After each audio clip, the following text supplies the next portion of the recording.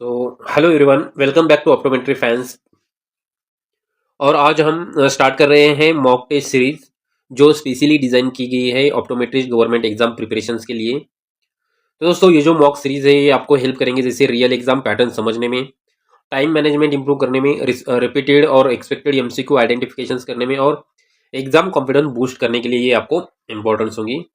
So important announce में ये है दोस्तों, अगर आप एक optics and refraction, ocular anatomy, ophthalmology को कंप्लीट सिलेबस के साथ प्रिपेयर करना चाहते हो तो हमारा जो optometry government exam preparation score है अभी लाइव है हमारे ऐप के ऊपर जो है ऑप्टोमेट्री फैंस एकेडमी के ऊपर।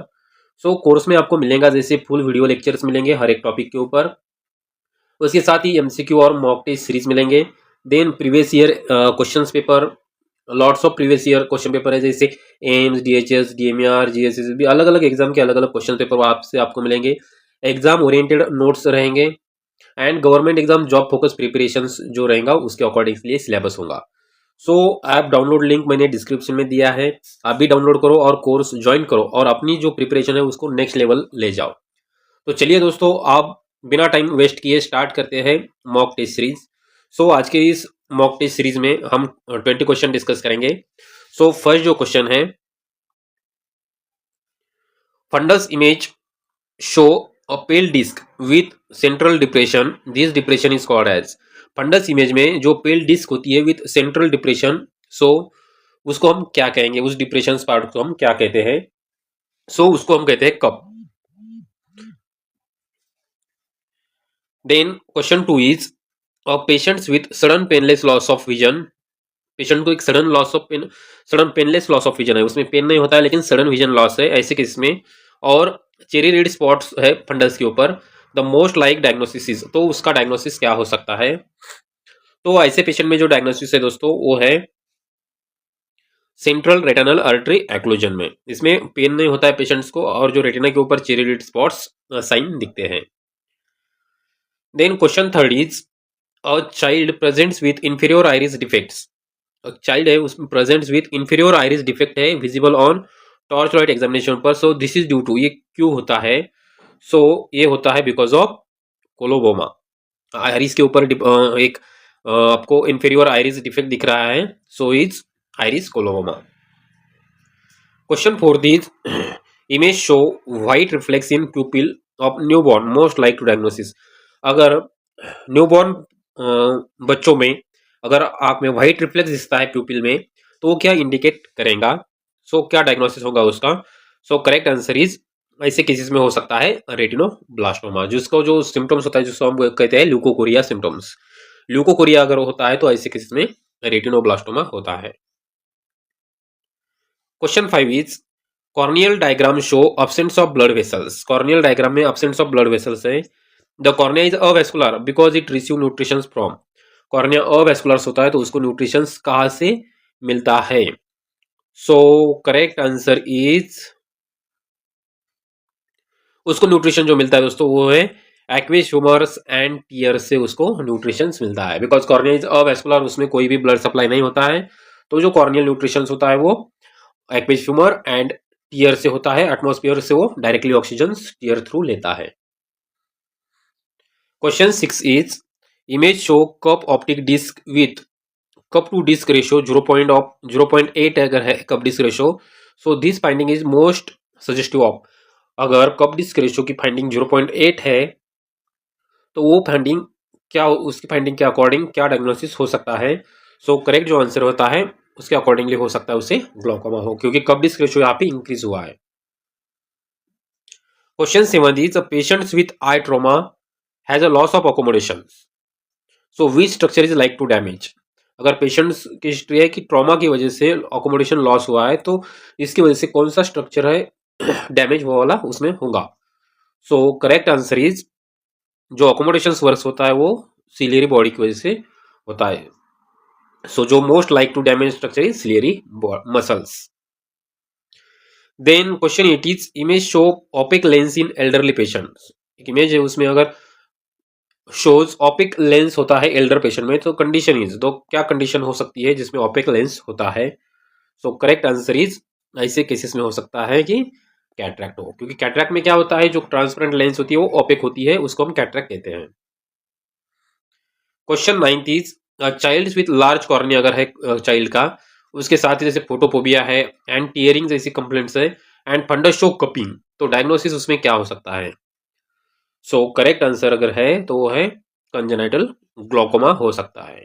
ठीक है, सिम्टम्स क्या बताए गए दोस्तों यहाँ पे, जैसे लार्ज कॉर्निया है, लार्ज कॉर्निया होता है बिकॉज ऑफ बुप्थेल्मस जिसे हम कहते हैं, उसमें आईओपी इंक्रीज होने की वजह से आंख बड़ी होती है, कॉर्निया एनलार्ज होता है, सो लार्ज कॉर्निया है, उसकी वजह से फोटोफोबिया है और टीयरिंग है आंख में, और फंडस के ऊपर कपिंग दिखाई दे रहा है, means diagnosis is congenital glaucoma उसमें हो सकता है।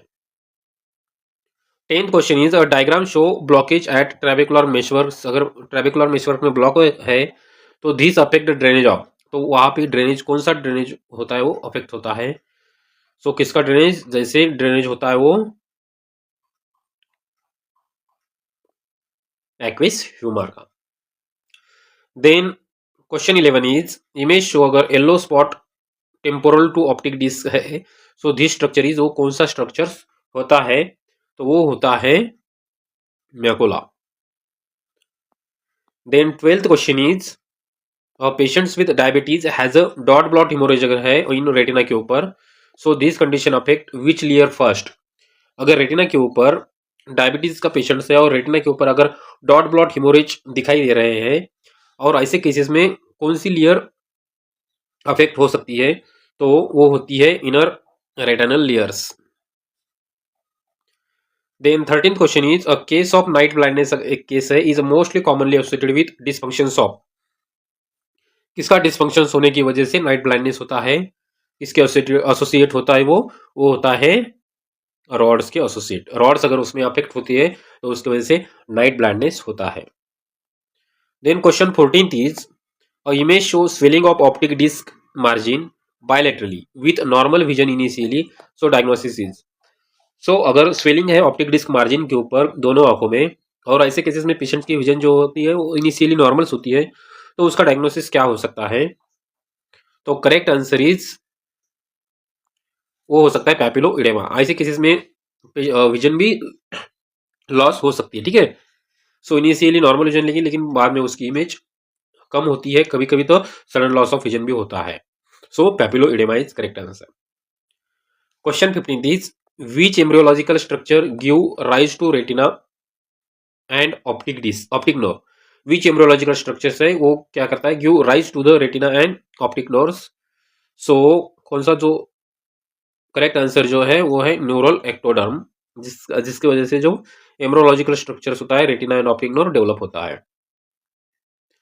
Question 16 is a lens diagram show attachment by zonules, these are attaches to, जो लेंस होता है वो जोनुल्स उसको लेंस को अटैच करते हैं, सो वो अटैच होते हैं कहाँ पे, सिलेरी बॉडीज को, जोनुल जो अटैच होते हैं सिलेरी बॉडीज को। Then 17th question is patients present with temporal field loss in both eyes, lesion is at, एक पेशेंट है तो उसमें टेम्पोरल फील्ड लॉस है दोनों आंखों में, तो क्या लीजन हो सकता है? So correct answer is, lesion हो सकता है ऑप्टिक काइज्मा में।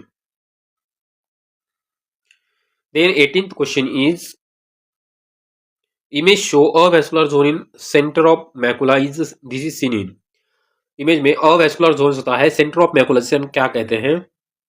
सो उसे हम फोविया सेंट्रलिस कहते हैं, फोविया।